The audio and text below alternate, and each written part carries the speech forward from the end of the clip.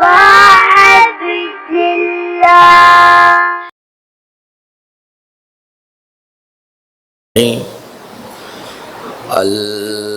الحمد لله الواصل الحمد بالنعم والنعم بالشكر نحمده على آلائه كما نحمده على بلائه صلاة وسلام على أشرف الأنبياء والمرسلين خاتم النبيين سيدنا وشفيع ذنوبنا وطبيب نفوسنا وحبيب قلوبنا مولانا ابو القاسم محمد صلی محمد وأهل بيته الطيبين الطاهرين المعصومين المظلومين الميامين الذين ذهب الله عنهم الرجس وطهرهم تطهيرا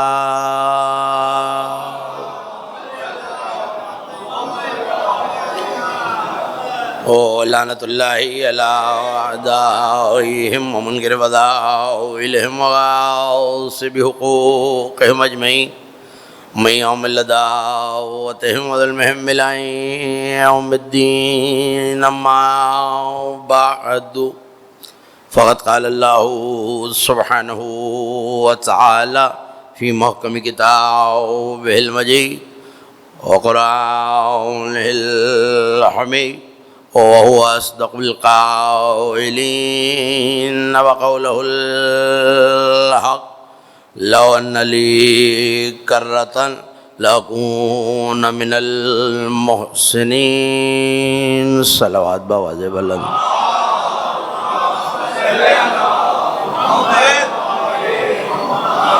اتنی بلند صلوات پڑھ دیجئے کہ مجلس کی روحانیت دوبالا ہو جائے.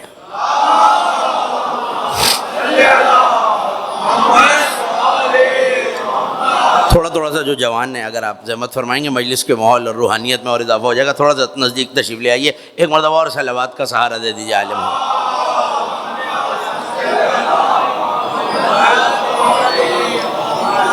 عشرہ مجالس اربعین کے سلسلہ مجالس کی اور خادم کے حصے کی 2 روزہ مجلسوں کی پہلی تقریر آپ حضرات مسجد امام بارگاہ مصطفوی میں سماعت فرما رہے ہیں. اور میں نے اس گفتگو کے لیے کلام مجید سے جزائے وافی ہدایہ کو تلاوت کرنے کا شرف حاصل کیا. یہ کلام مجید کے 39ویں سورہ مبارکہ زمر کی آیت ہے. یہ تو مجھے یقین ہے کہ امام بارگاہ مصطفوی کے سزادار بیدار ماتمدار مجمع کو یہ یاد دلانے کی ضرورت نہیں ہونی چاہیے کہ آپ کا اٹھتا ہوا ہاتھ خطیب کی تائید میں نہیں غدیر کی تائید میں بلند ہوتا ہے. ہاں بس یہی کام کرتے رہیں گے تو پتہ چلتا رہے گا کہ سارا غدیری مجمع میرے سامنے ہے. ہاں تعداد سے نہ مسلک آل محمد پہلے متاثر تھا نہ آج متاثر ہے. اگر متاثر ہوتا تو 9 لاکھ کے مقابلے پر 72 نہ آتے. بس میرے موضوع کے ساتھی وہی ہیں آج اور کل جو آج کی تاریخ میں یہاں پہلے سے موجود ہیں.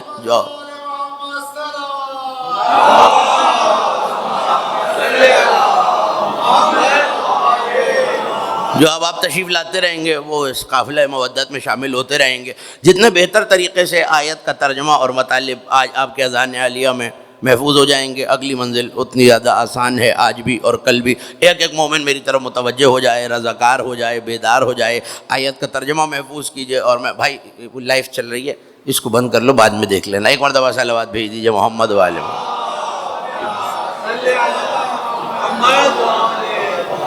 اس کا یہی مقصد ہے. مولا آپ کو سلامت رکھے. بڑی توجہ رکھیے گا. سورہ زمر ہے اور مسلسل 4 آیتوں میں پروردگار نے برہمی کے اندیشے کے ساتھ دھمکی آمیز لہجے میں ایک پیغام دیا ہے. جو لفظ سننا جانتے ہیں انہیں ہدیہ کر رہا ہوں. دھمکی، یہ پس منظر یاد رہے گا تو آیتوں کا مزاج آپ تک پہنچ جائے گا. دھمکی آمیز لہجے میں پروردگار، جس ٹکڑے کو میں نے تلاوت کیا ہے یہ 58ویں آیت ہے، لیکن میں چاہتا ہوں کہ 4 آیتوں کے سیاق کے ساتھ بات آپ کے حوالے کروں تاکہ مسلسل کنٹینیوٹی کے ساتھ بات آپ تک پہنچ جائے کہ کہاں کی بات ہو رہی ہے. پہلے وہ ٹکڑا ترجمہ آپ کے حوالے کر دوں. کوئی حسرت کر کے محشر کے میدان میں یہ کہے گا کہ لو ان لی کرۃ لاکون من المحسنین، کاش میں دنیا میں پھر پلٹتا تو محسنین میں ہو جاتا. یہ 7-8 چہرے ایسے میرے سامنے موجود ہیں جو تقریباً بہت زیادہ مجالس میں بہت زیادہ تعداد میں ہوتے ہیں، انہیں جلدی سے یاد آ گیا ہے، اور داد دینے کی وجہ بھی یہی ہے کہ محسن قرآن میں کسے کہا گیا ہے. بہرحال میں اس قابل مودت میں کسی کو بھی علیحدہ نہیں کرنا چاہتا. ہاں یقیناً آپ میں سے کئی ایسے اشخاص ہیں جو جناب ابو طالب علیہ السلام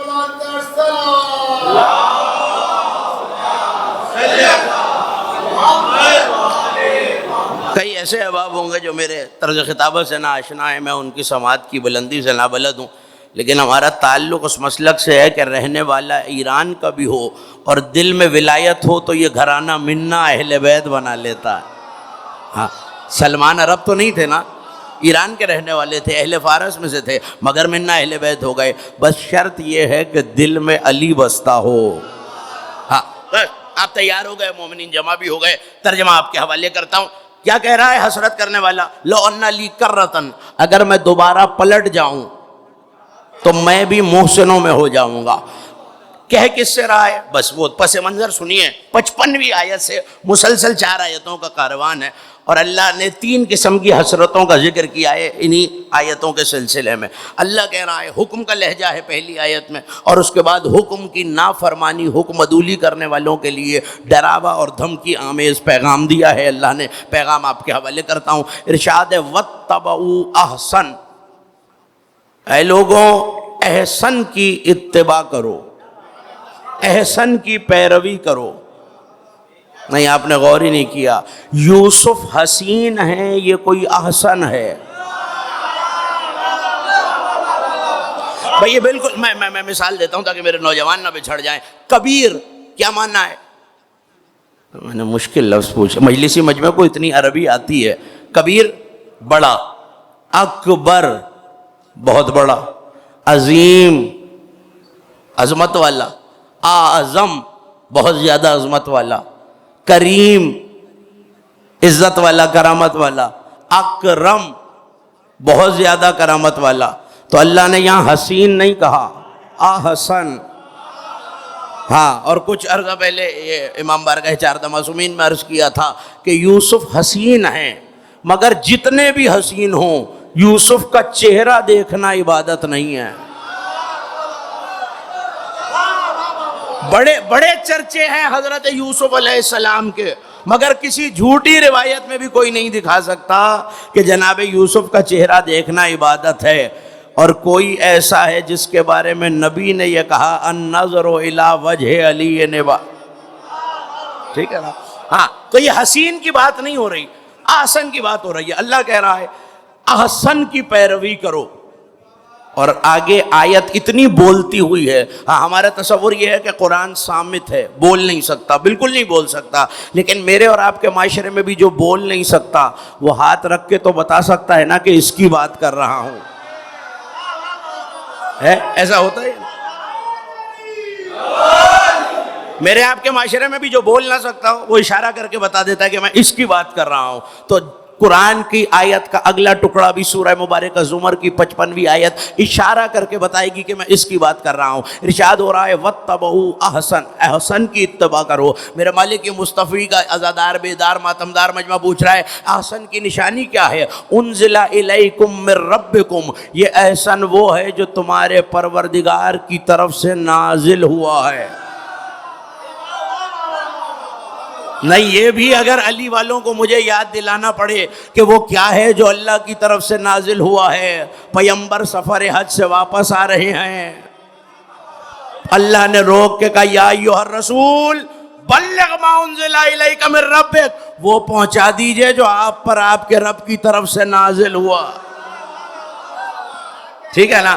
ہاں تو مگر مجھے اپنا منصب بھی تو نبھانا ہے نا. مجھے یقین ہے کہ یہ بیدار عزادار ماتمدار مجمع پہنچ گیا ہے کہ وہ احسن کیا ہے. واتبعوا احسن، ترجمہ مکمل کر لوں پھر واپس آتا ہوں. واتبعوا احسن، احسن کی اتباع کرو، وہ احسن جو تم پر اللہ کی طرف سے ما انزل الیکم من ربکم، تمہارے رب کی طرف سے نازل ہوا ہے. من قبل ان یاتیکم العذاب بغتۃ وانتم لا تشعرون، اس سے پہلے احسن کی اتباع کرو کہ اچانک تم پر عذاب آ جائے اور تمہیں پتہ بھی نہ چلے. میں بڑا ادنا سا طالب علم ہوں عربی کا، ہاں مجھے تو اتنی عربی نہیں آتی، جو عربی جانتے ہیں ان سے جا کے پوچھئے گا. بغتتا کے معنی، اب چونکہ اردو میں اس سے بہتر لفظ نہیں ہے اس لیے عربی سے ترجمہ کر رہا ہوں انگریزی میں. یاتیکم العذاب بغتتا، اچانک آ جائے، بائی سرپرائز آ جائے. اس سے آسان کر کے نوجوانوں کو نہیں سمجھا سکتا. اچانک آ جائے. پوری تاریخ انبیاء حضرت آدم سے لے کر تابہ خاتم پڑھ جائیے، جتنے عذاب آئے ہیں ان کی وعید پہلے آئی ہے. نہیں غور فرمایا آپ نے، نہیں بات آپ نے سنی ضرور مگر آپ کی سماج سے ٹکرا کر مجھ تک واپس آ گئی ہے، اتری نہیں، نوجوان ذہنوں میں پہنچی نہیں. میں آسان کیے دیتا ہوں.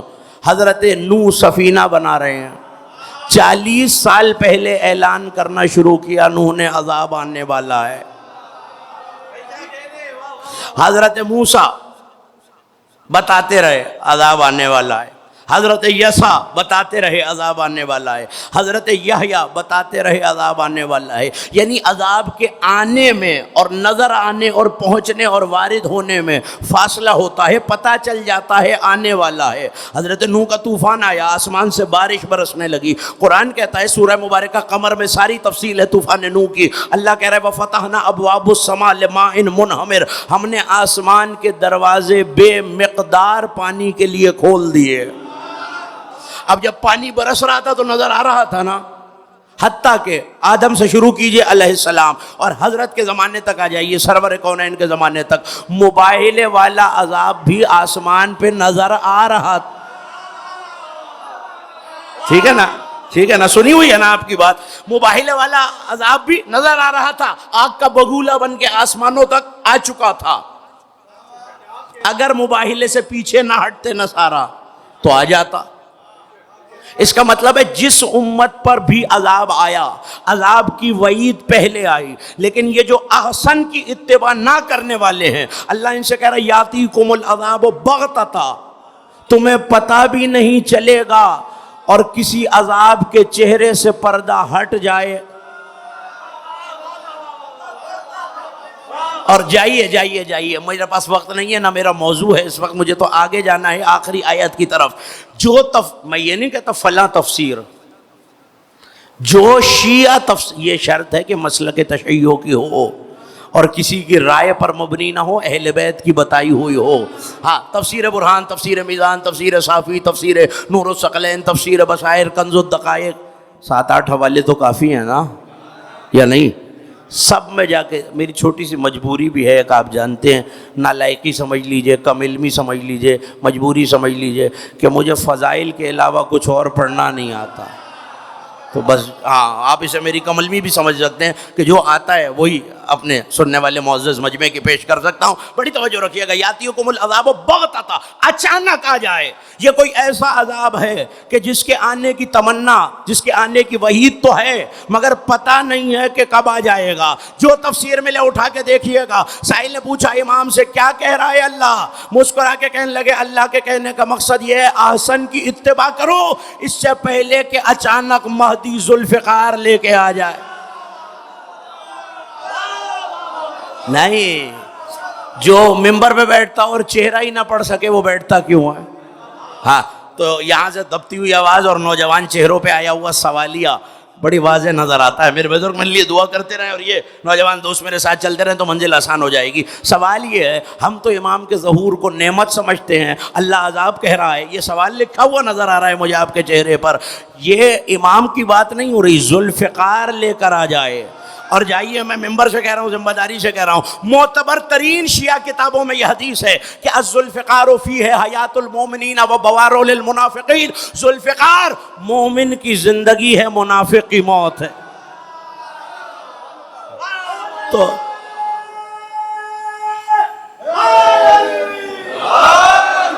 ذوالفقار مومن کی زندگی، ذوالفقار فیہ حیات المومنین و بوار للمنافقین، منافق کے لیے عذاب ہے۔ اچھا نہیں، میں آیت پڑھتا ہوں۔ قرآن وہ طوق ہے جس کے ڈلنے کے بعد فضیلت اہل بیت کا منکر تڑپ تو سکتا ہے، نکل نہیں سکتا ہے۔ پڑھوں آیت، وہ آیت جس کی وجہ سے سورہ الحدید کو الحدید کہتے ہیں۔ وَأَنزَلْنَا الْحَدِيدَ فِيهِ بَأْسٌ شَدِيدٌ وَمَنَافِعُ لِلنَّاسِ وَلِيَعْلَمَ اللَّهُ مَن يَنصُرُهُ وَرُسُلُهُ بِالْغَيْبِ، ہم نے آسمان سے الحدید کو نازل کیا، حدید کو نہیں۔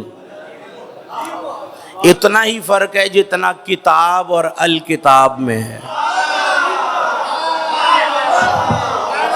میں لکھوں، آپ لکھیں، کوئی مولانا، کوئی عالم، کوئی مجتہد، کوئی فقیہ لکھے، کتاب رہے گی، وہاں سے اتر آئے تو الکتاب ہو جائے گی۔ بس یہ کوئی ایسا ہے جو نازل ہوتا ہے الحدید۔ ترجمہ کرنے والوں نے کر دیا لوہا، یقیناً حدید لوہے کو کہتے ہیں، مگر الف لام بتا رہا ہے صرف لوہا نہیں، کوئی خاص لوہا ہے۔ سارا لوہا زمین سے نکلتا ہے، تلاش تو کیجئے وہ کون سا لوہا ہے جو وہاں سے نازل ہوا ہے۔ تو بس ایک ہی ملے گا جسے فرشتہ لاتے ہوئے کہہ رہا ہے لا فتح الا علی، ٹھیک ہے نا؟ یاد آ گیا؟ آگے اللہ کہہ رہا ہے ذوالفقار کے بارے میں، فیہ منافع للناس، اس میں شدید خوف بھی ہے اور لوگوں کے لیے نفع بھی ہے۔ اب برف سے یا ٹھنڈک مل سکتی ہے یا گرمی، ایسا ہے؟ پھر میری مدد کریں گے تو منزل آسان۔ کیا نکلتا ہے برف سے؟ میں نے مشکل سوال کر لیا، کیا نکلتا ہے؟ کیا بولیں گے تو میری منزل آسان ہو جائے گی، ٹھنڈک۔ اور شعلوں سے گرمی، شعلے سے ٹھنڈک نہیں نکل سکتی، برف سے گرمی نہیں نکل سکتی۔ اس کا مطلب ہے ایک چیز کے دو اثر نہیں ہوتے۔ کیا کمال ہے علی کی تلوار کا، خوف بھی ہے نفع بھی ہے۔ سائل نے پوچھ لیا مولا خوف کس کے لیے، نفع کس کے لیے؟ کہ دشمن علی کے لیے خوف ہے، مومن کے لیے نفع ہے، ٹھیک ہے نا؟ تو اب سمجھ میں آ گیا نا کہ قائم کی تلوار کو اللہ، تلوار تو یہی رہے گی نا، ہاں امام زمانہ بھی تو ذوالفقار ہی لے کے آئیں گے، تو نفع بھی ہے عذاب بھی۔ اللہ کہہ رہے احسن کا اتباع کرو۔ اب ذرا اگر ناراض نہ ہو رہے ہو تو اسی احسن پہ بات کروں۔ اچھا، نماز پڑھ رہا ہوں میں، چھوٹا سا فقہی مسئلہ ہے، میں بھی فقہ کا بڑا ادنا سا طالب علم ہوں، آپ مجھ سے زیادہ دینی مسائل جانتے ہیں۔ خوشبو لگا کے نماز پڑھنا نہ لگا کے پڑھنے سے احسن ہے، یعنی زیادہ بہتر ہے، نہیں ایسا ہی ہے نا؟ اچھا لباس پہن کر عبادت کرنا، خراب لباس، ناپاک کی بات نہیں ہو رہی، پرانا باسی لباس پہننے سے بہتر ہے، خوشبو لگا کے نماز پڑھنا بہتر ہے، فلاں عمل فلاں سے احسن ہے۔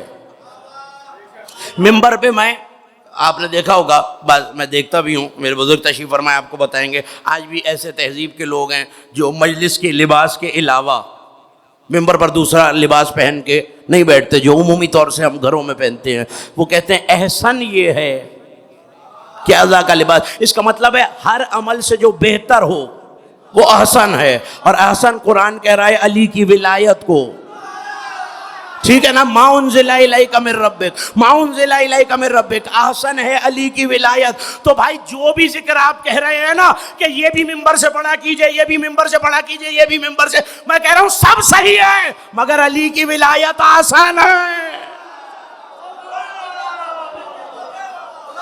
مجھے جو پیغام دینا تھا میں نے دے دیا ہے۔ اب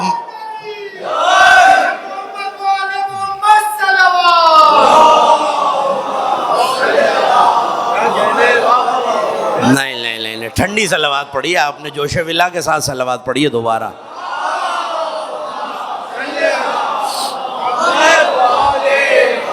جو کوئی بھی آپ کہہ رہے ہیں سر تسلیم خام ضروری ہوگا، مگر علی کی ولایت احسن ہے، تو اب میں احسن کو چھوڑ کے کمتر کا ذکر کیسے کر سکتا ہوں؟ صلوات بھیجیں محمد و آل محمد پر۔ کچھ میسج نوجوانوں تک پہنچنے بہت ضروری ہیں۔ وَاتَّبَعُوا احسن، جو تفسیر ملے اٹھا کے دیکھیے گا۔ اللہ کہے یہ رائے علی کی ولایت کی پیروی کرو اس سے پہلے کہ 12واں تلوار لے کر آ جائے۔ آگے کہہ رہا ہے وَأَنْتُمْ لَا تَشْعُرُونَ، تمہیں پتہ بھی نہ چلے کہ علی کا بیٹا آ گیا ہے۔ اور روایات بھی یہی کہتی ہیں کہ ایسے آئیں گے کہ زمانہ حیرت میں رہ جائے گا کہ آنے والا آ بھی گیا، ہم تو نشانیوں کا انتظار کر رہے تھے۔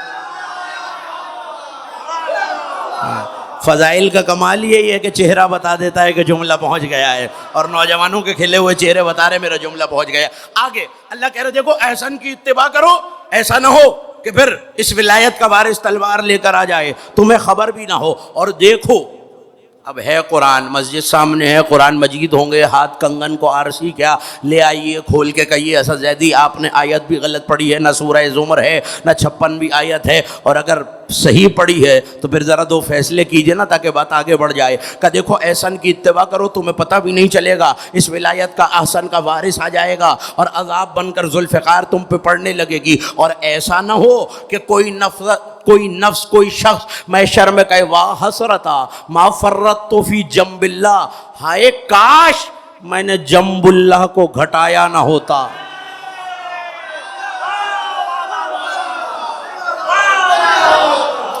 ہائے کاش میں نے جنب اللہ کو، بولیں گے تو منزل آسان ہو جائے گی نا، میں نے جنب اللہ کو۔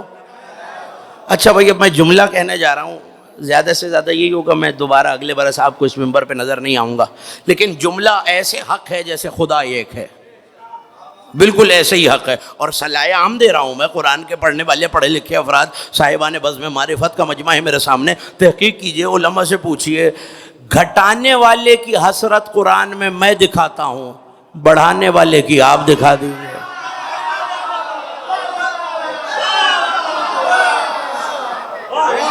گھٹانے والے کی حسرت میں دکھاتا ہوں، بڑھانے والے کی آپ دکھا دیجئے۔ کہہ رہے واہ حسرتا ما فرطت فی جنب اللہ، آئے کاش میں نے جنب اللہ کو گھٹایا نہ ہوتا۔ بھئی کیسے تلاش کروں میرے مولا یہ جنب اللہ کیا ہے؟ جو جواب علی نے دیا آپ کے حوالے کروں کہ گھبرانے کی ضرورت نہیں ہے، جو عین اللہ ہے، وجہ اللہ ہے، لسان اللہ ہے، ید اللہ ہے، وہی جنب اللہ ہے۔ اب نہیں اب پریشانی کی بات پتہ ہے کیا ہے؟ آپ نے داد بھی دی، میں آپ کی سماعت کا شکوہ نہیں کر رہا، داد کا گلہ نہیں کر رہا، کم ظرفی ہوتی ہے بولتے ہوئے مجمع کی شکایت کرنا، بہت اعلیٰ سن رہے ہیں، میری امید سے بڑھ کے سن رہے ہیں آپ، لیکن جنب کا اب لغت تو لغت ہوتے ہیں نا، میں کیا کروں، لغتوں کا مسلک تو نہیں ہوتا، لغت مسلم نان مسلم تو نہیں ہوتے، لغت شیعہ سنی بھی نہیں ہوتے، ناراض نہ ہو جائیں تو جملہ کہوں لغت غالی مقصر بھی نہیں۔ صلوات بھیجیں محمد و آل محمد پہ تمہارا۔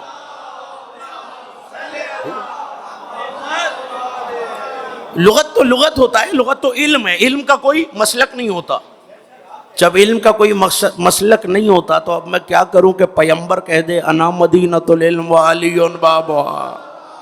ہاں تو اب دو ہی مسلک ہیں، یا علم والا مسلک ہے یا جہل والا مسلک ہے۔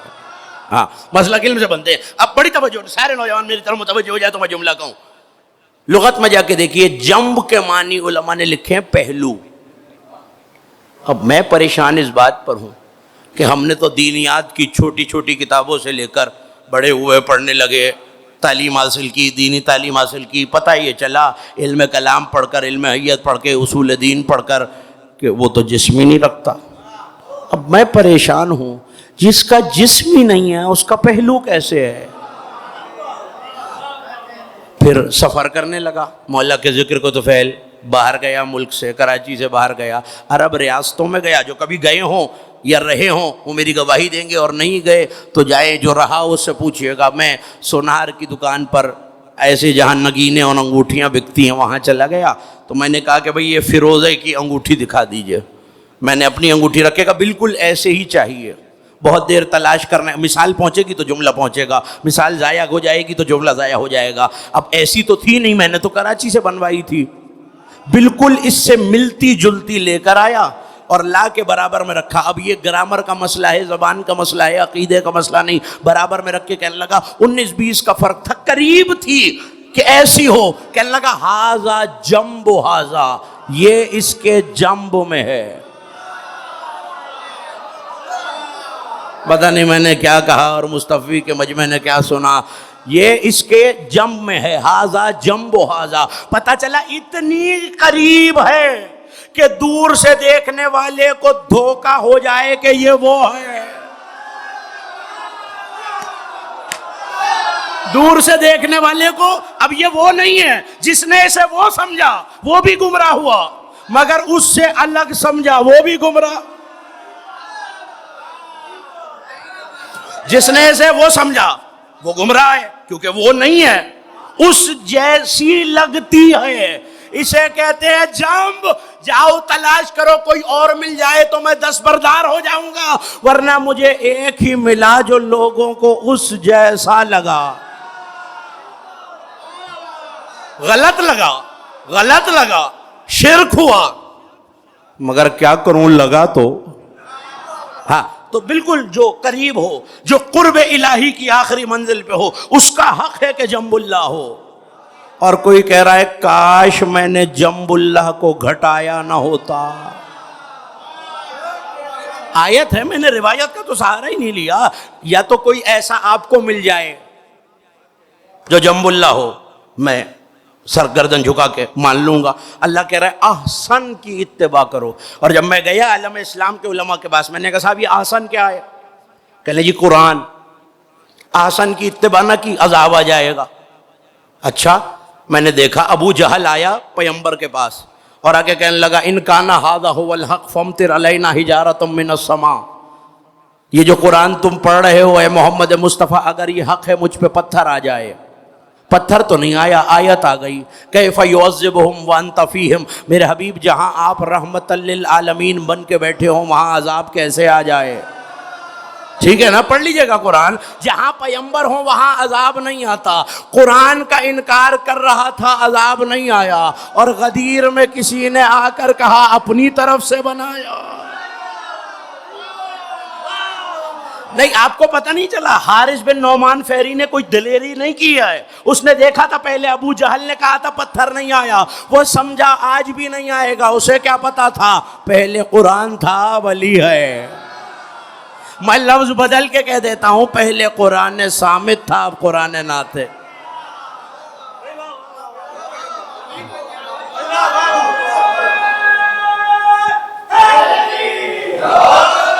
ہاں پریشانی تو نہیں ہو رہی نا؟ ایک سلوات ایسی پڑھ دیں کہ پتہ چلے آپ آمادہ.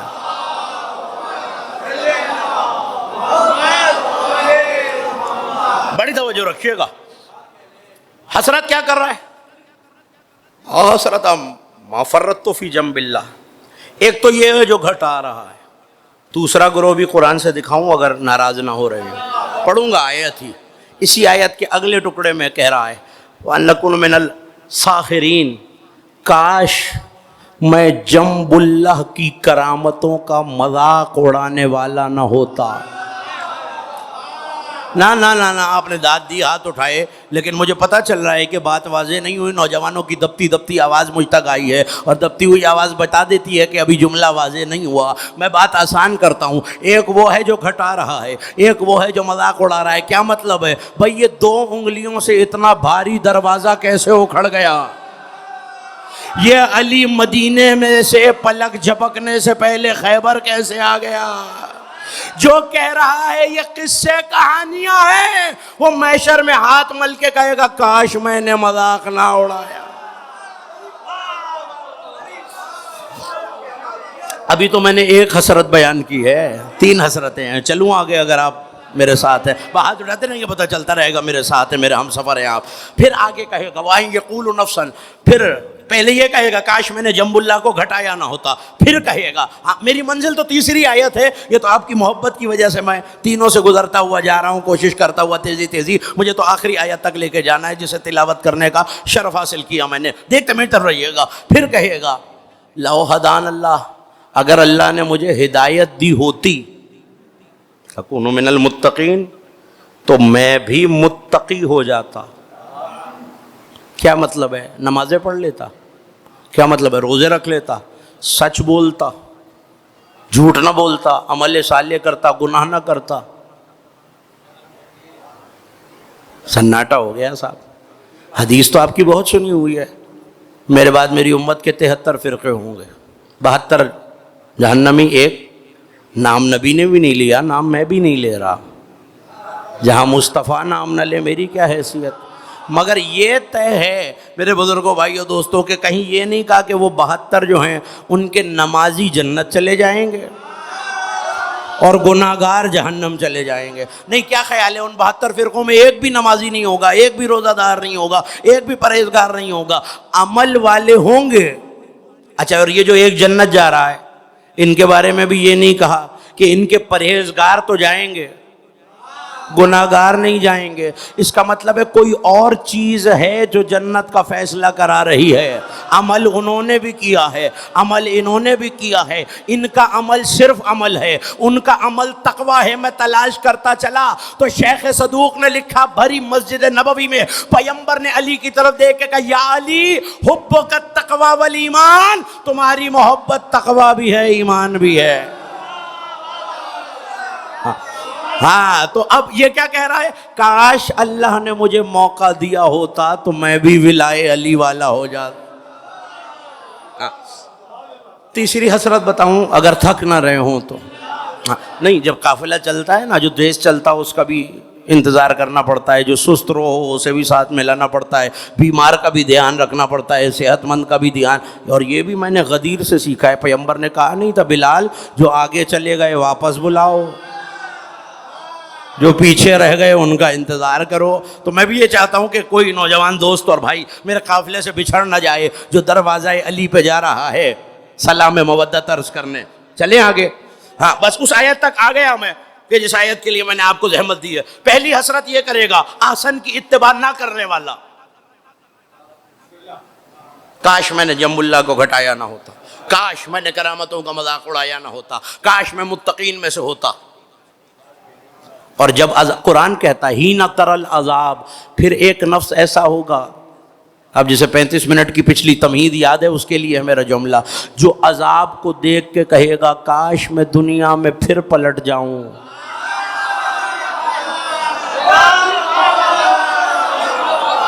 کاش میں دنیا میں پھر پلٹ جاؤں، لأکون من المحسنین، اور میں بھی محسنوں میں سے ہو جاؤں. بس میں آ گیا اپنی منزل تک. دیکھیے مجھے کوئی کام تھا، مجبور تھا میں نے کمیل صاحب سے کہا بھائی میری مدد کر دیجئے. میں نے معظم صاحب سے کہا میری مدد کر دیجئے. مدد کر دی انہوں نے. میں نے کہا جی آپ میرے محسن ہیں، میں مجبور تھا، آپ نے میرا کام کر دیا. دائیں بائیں دیکھنا چھوڑیں گے تو بات پہنچے گی آپ تک. میں مجبور تھا، آپ نے میرا کام کر دیا. اس کا مطلب ہے جو مجبور ہو اس پہ تو کوئی احسان کر سکتا ہے. اللہ کہہ رہا ہے کوئی اس کے محسن ہیں. پالنے والے تو قادر ہے، تجھ پہ کون احسان کرے، تو کسے محسن کہہ رہا ہے. جب میں نے تفاسیر اہل بیت کو دیکھا، آپ کے 11ویں امام کی بزم تھی، کسی نے سرکار عسکری سے پوچھ لیا مولا یہ کون ہے جنہیں اللہ محسن کہتا ہے؟ کہ الذین لم یرتابوا فی فضل علی ابن ابی طالب، جو علی کے فضائل سن کر شک نہ کرے. اللہ کہتا ہے یہی میرے محسن.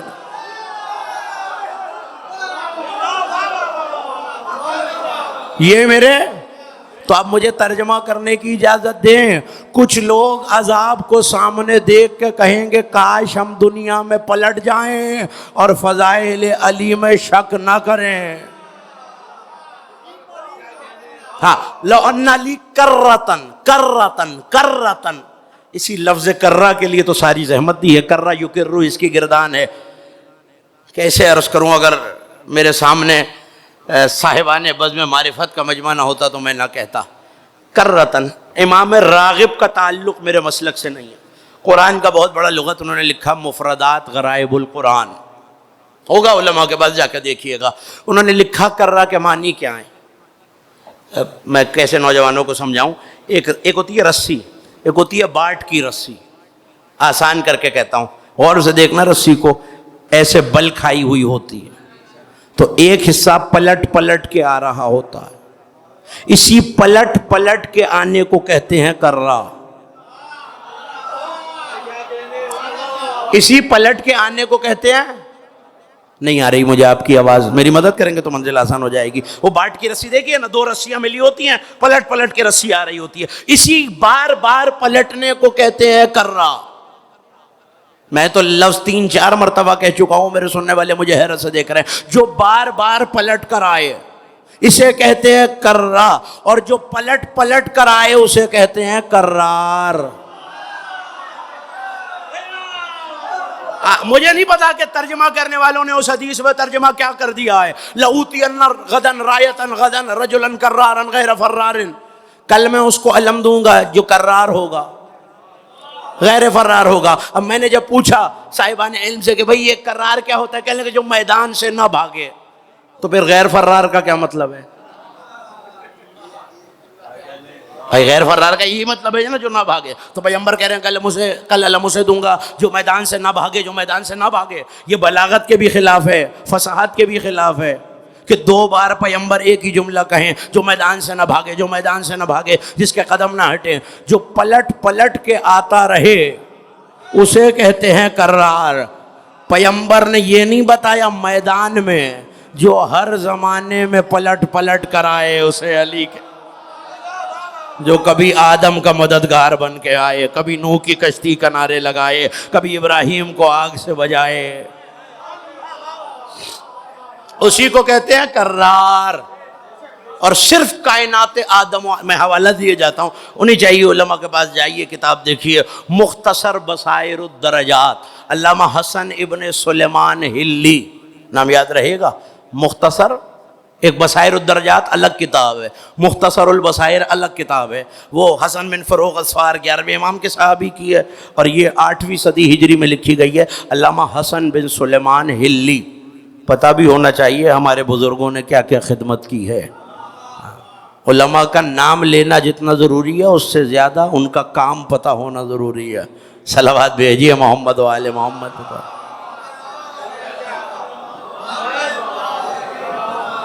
نہیں ایسے نہیں, ایک بلند آواز سے صلوات بھیجیں تو گفتگو.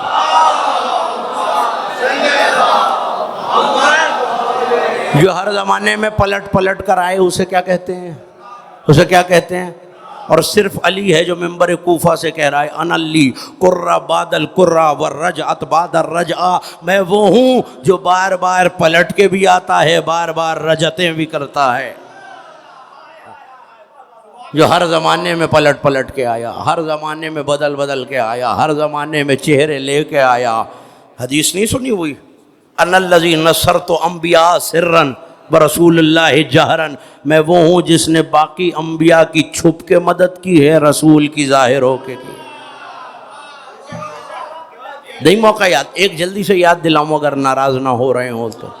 اچھا یاد دلاتا ہوں. حضرت موسیٰ اور ہارون جا رہے ہیں فرعون کے دربار میں. کہاں جا رہے ہیں؟ فرعون کے دربار میں. نشے میں دھت بیٹھا ہے, سر سے پاؤں تک سونے میں لدا ہوا. دعا مانگ رہے ہیں جناب موسیٰ پالنے والے. واخی ہارون ہوا افصح منی, مجھے اچھی طرح یاد ہے, میں یہ آیت پچھلے سال اسی ممبر سے آپ کو سنا چکا ہوں. وہو افصح منی لسانا, میرا بھائی ہارون مجھ سے زیادہ فصیح ہے, اسے میرے ساتھ بھیج دے. موسیٰ جیسا اولو العزم نبی علیہ السلام دربار میں جا رہا ہے, دل میں خوف آ رہا ہے, میں نے ان کا ایک بندہ مارا ہوا ہے, میرے بھائی ہارون کو ساتھ بھیج دے. پوچھنے والے نے علی سے پوچھ لیا, مولا انت افضل ام موسیٰ, آپ افضل ہیں یا جناب موسیٰ؟ کہا اپنے منہ اپنی تعریف اچھی نہیں لگتی. موسیٰ نے ان کا ایک مارا تھا تو دل میں خوف تھا, نبی نے مجھے مکے بھیجا سورہ برات کی تلاوت کے لیے, وہاں میں نے کسی کے بھائی کو مارا, کسی کے چچا کو مارا, کسی کے ماموں کو مارا, میرے دل میں تو کوئی خوف نہیں آیا. مولا آپ کے اٹھتے ہوئے ہاتھوں کو کبھی محتاج نہ کرے کسی کو. توجہ ہے, میرے دل میں تو کوئی خوف نہیں آیا. پڑھ لیجئے گا تفسیر برہان میں, بڑی بڑی اب تو کتابیں بات مشہور ہو گئی ہے. چلنے لگے, پتہ نہیں مجھ سے بات کرے گا بھی یا نہیں, ہماری بات سنے گا بھی نہیں. اذا بفارس یقدمہما, تفسیر برہان میں علامہ ہاشم بارانی لکھتے ہیں اچانک غیب سے ایک سوار نمودار ہوا, سنہری لباس پہنا ہوا, سنہری تلوار لیا ہوا, اور پلٹ کے کہنے لگا موسیٰ ہارون میرے پیچھے آ جاؤ, گھبرانا نہیں.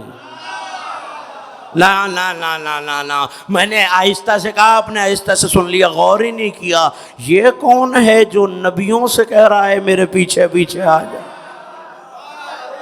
دربار میں گیا، میری منزل کوئی اور، مجھے اپنی منزل کی طرف آنا ہے، دربار میں گیا، تلوار نکالی، کہ فرعون بات کرو ان سے، قتل کر دوں گا ورنہ۔ سانپ سونگا ہوا ہے، زبان جنبش میں نہیں آ رہی، اشارہ کر کے کہنے لگا ان سے کہو کل آئیں، آج میں تمہاری ہیبت سے بول نہیں سکتا۔ کہاں بیٹھے ہیں آپ؟ آج میں تمہاری ہیبت سے بول نہیں سکتا۔ غش کھا کے گر گیا، پلٹے کہنے لگا موسیٰ کل آ جائیے گا۔ حضور آج تو آپ ساتھ آئے ہیں، یہ اتنی بات بھی کر رہا ہے، کل ہمیں دربار میں بھی نہیں آنے دے گا، جملہ ضائع ہو گیا تو پچھلی ساری تقریر ضائع ہو جائے گی۔ مسکرا کے کہنے لگے موسیٰ مجھے پہچانو، کل مجھے آنے سے کون روکے گا؟ ہاں آنے کو کل بھی آ جاؤں گا، ہاں گفتگو کریں گے کل تفصیل سے، آج میری طرف متوجہ ہو جائے تو میں جملہ کہوں۔ کیا کہا؟ کل مجھے آنے سے کون روکے گا؟ سوار چلا گیا، موسیٰ ہارون چلے، فرعون غش کھا کے زمین پہ پڑا ہے، پانی چھڑکا گیا، تلوے ملے گئے۔ اب جو اٹھا بلایا درباریوں کو، ڈانٹ کے کہنے لگا ہوش میں نہیں ہو تم لوگ؟ کھڑے ہوئے اور نمک حرامی کر رہے ہو دربار میں، پیسے کس بات کے لیتے ہو؟ یہ پورا گھوڑے سوار میرے تخت تک آ گیا، کر کیا رہے تھے؟ کہنے لگے بے عزت کا یا فرعون، فرعون تیری عزت کی قسم ہم نے تو کوئی سوار نہیں دیکھا۔ ہاں بس یہی بتانا ہے، جو پلٹ پلٹ کے ہر زمانے میں آتا رہے۔ جلدی سے بتاؤں کیسے پلٹ کے آیا؟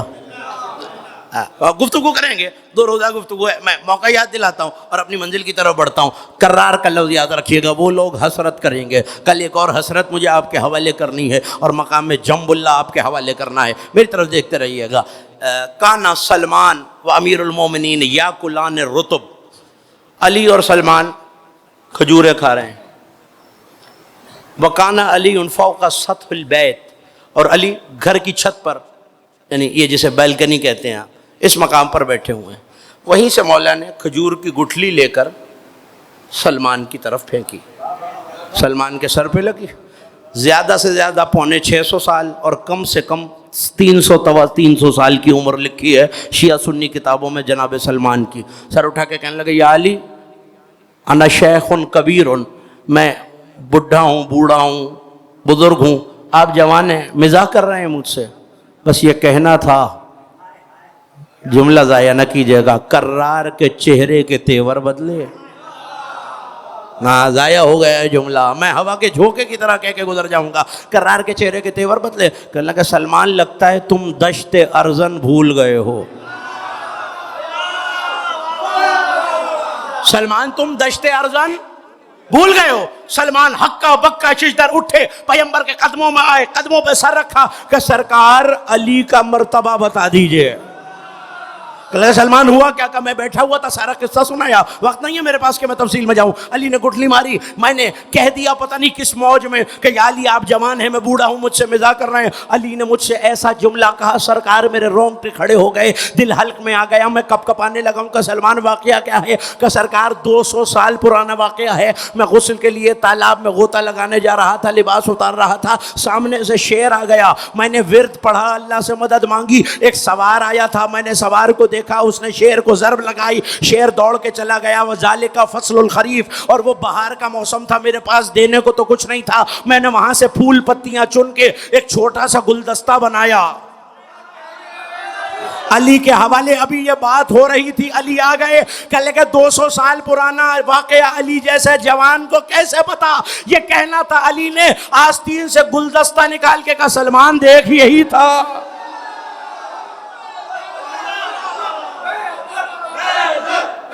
سب مل کے مولا کر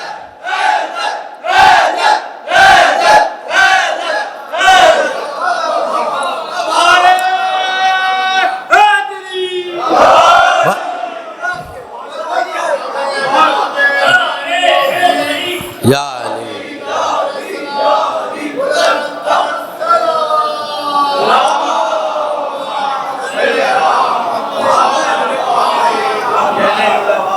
اس سے بھی بلند صلوات پڑھ دیجیے نا جناب احمد۔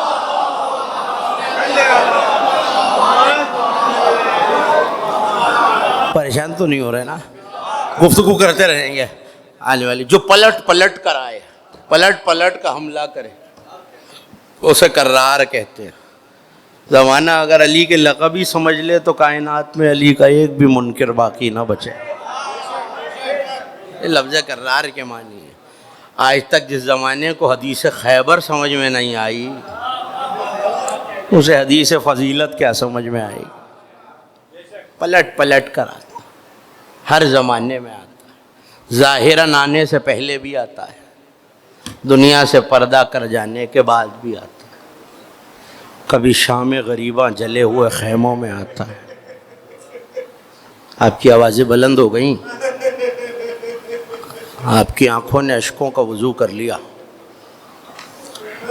سفر کی پہلی 13 تاریخیں اہل بیت پہ بڑی کٹھن گزری ہیں. کوئی تو وجہ ہوگی کہ وہ امام جس نے بھائی کا لاشا دیکھا, جس نے چچا کے بازو دیکھے, جس نے بابا کا سر نیزے پہ دیکھا, جب اس سے پوچھا گیا مولا سب سے سخت منزل کون سی گزری, تو نہ کربلا کا نام لیا, نہ کوفے کا نام لیا, بس کہا الشام. اجرکم اللہ. کوشش کیا کیجئے بلند آواز سے گریا کر.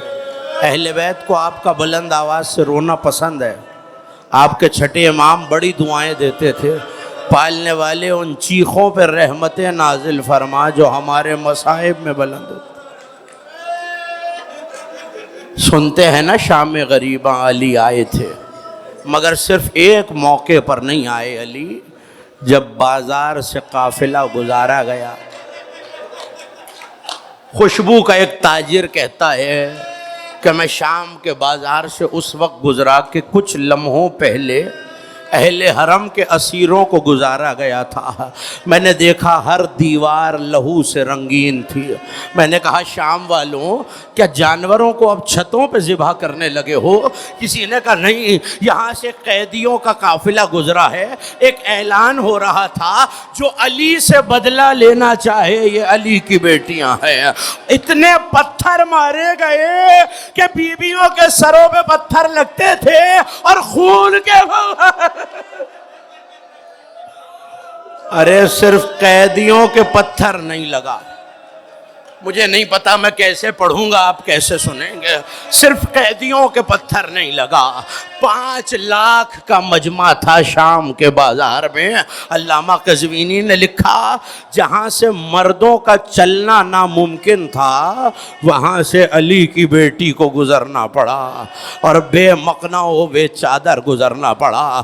ایسے میں بی بی نے کہا سجاد ذرا شمر و خولی سے کہہ دو, بس اتنا کر دے کہ میرے بھائی کا سر جس نیزے پر ہے وہ نیزہ آگے آگے چلے. پھوپھی اماں وجہ کیا ہے؟ کہ تاکہ لوگ حسین کو دیکھیں, زینب کے سر کو نہ دیکھیں. ماتم کرنا عزاداروں, اپنے سینے کو اپنے ہاتھوں سے پیارا نہ کرنا ہے. ہاں اہل حرم کو ماتم کرنے پہ تازیانہ مارا جاتا تھا, ہائے حسین کہنے پہ تازیانہ مارا جاتا تھا. ہو گئی مجلس, میں بہت طویل مصائب نہیں پڑھوں گا. ایسے میں نیزہ آگے چلا جس پہ سر مظلوم تھا. سر مظلوم نے تلاوت قرآن کرنا شروع کی تو دیکھا چھت پر ایک ملعونہ بیٹھی ہوئی ہے. اس نے ہنسنا شروع کیا اور ایسے میں پتھر اٹھا کر سر حسین کی طرف. میں کیسے سناؤں یہ قیامت کی منزل. اس نے سر مظلوم کی طرف پتھر پھینکا. یہاں میری شہزادی کی نظر گئی کہ اے خدایا یہ تیرے رسول کے نواسے کے سر کو پتھر مار رہے ہیں. اسی وقت بجلی گری, وہ نیز تو نابود ہو گئے. عزاداروں اس عالم میں شہزادی گزرتے گزرتے باب الساعات پر آ گئی. اس کے بعد بازار سے گزر کر دربار میں جانا ہے. عزاداروں اس دروازے کا نام پہلے باب الساعت نہیں تھا, اس کا نام باب الجیران تھا. جانتے ہیں باب الساعت کیوں نام پڑا؟ گھنٹوں والا دروازہ, جہاں علی کی بیٹی 72 گھنٹے کھڑی رہی. عزاداروں مگر وہ بی بی جس کا لقب صبر کا پہاڑ تھا، جب آواز آئی اب قیدیوں کو دربار میں لے جایا جائے، میری شہزادی خاک پہ بیٹھ گئی۔ سید سجاد آگے بڑھے، پھوپھی اماں آپ تو صابرہ ہیں، اب دربار جانا ہے، خاک پہ کیوں بیٹھ گئی؟ کہ سجاد 21 رمضان کی صبح میرے بابا نے وعدہ کیا تھا زینب جب دربار میں جانا ہوگا بیٹا گھبرانا نہیں، بابا علی آ جائیں گے۔ یہ کہہ کے ہتھیلیاں زمین پہ رکھی کہ سجاد کوئی چادر لا دو، میرا بابا آ گیا، السلام علیکم یا امیر اللہ، لعنت اللہ علی قوم الظالم، ماتم حسین۔